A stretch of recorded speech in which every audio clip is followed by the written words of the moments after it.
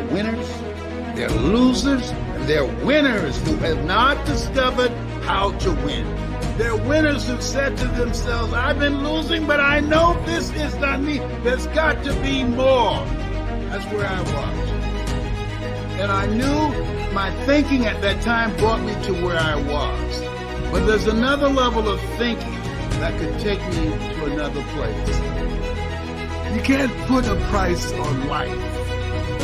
You wake up and you think, no big deal. It is a big deal. You breathing? Come on now. We're here because of God's grace and mercy. Come on. Don't look past this. No, you weren't put here to survive. I dare you so settle for surviving. I took him golf recently, and I do really well. I go out on this one day, and I out-power by my instructor. The next day, I'm not feeling so proud.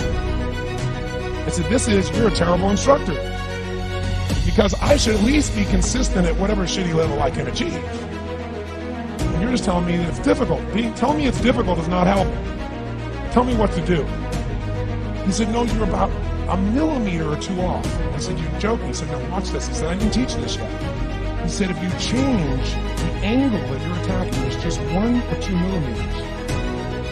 This one, instead of being on the green, you're 1 millimeter, now you're in the water.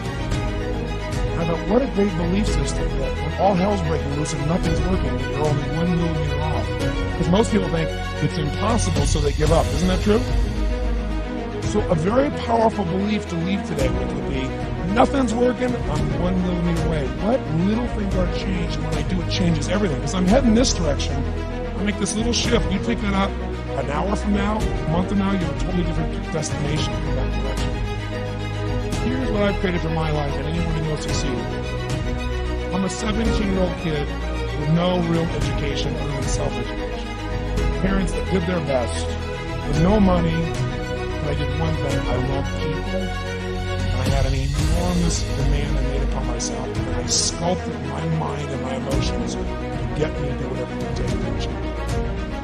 Can you train yourself to believe something? Yes or no? Well, let me tell you something. How many of you have things when you want to go achieve them and this part of your voice goes, oh, it's not going to happen, or forget it.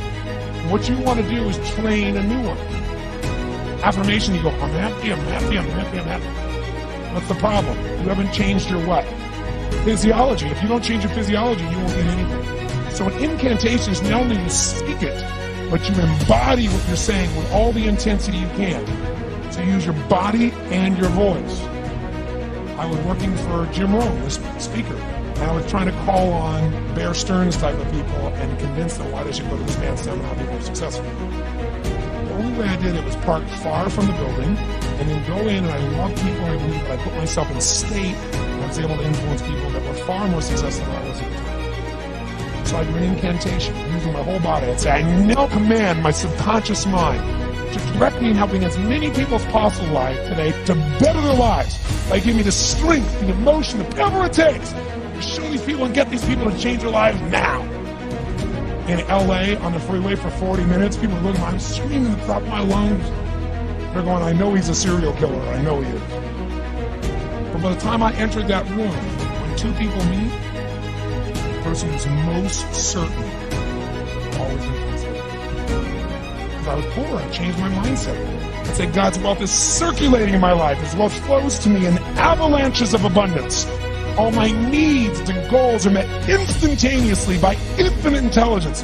For I'm one with God, and God's everything. And a year later, I went from making $38,000 a year to making $1 million a year in 1 year. But successful people do what failures won't. Follow me on this?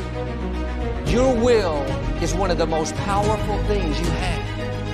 When you make up your mind to do something, God will breathe on your efforts and give you strength that goes beyond your natural ability.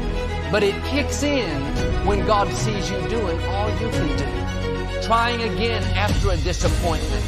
That's when you'll see God make things happen that you couldn't make happen. I don't have the discipline. I don't have the talent.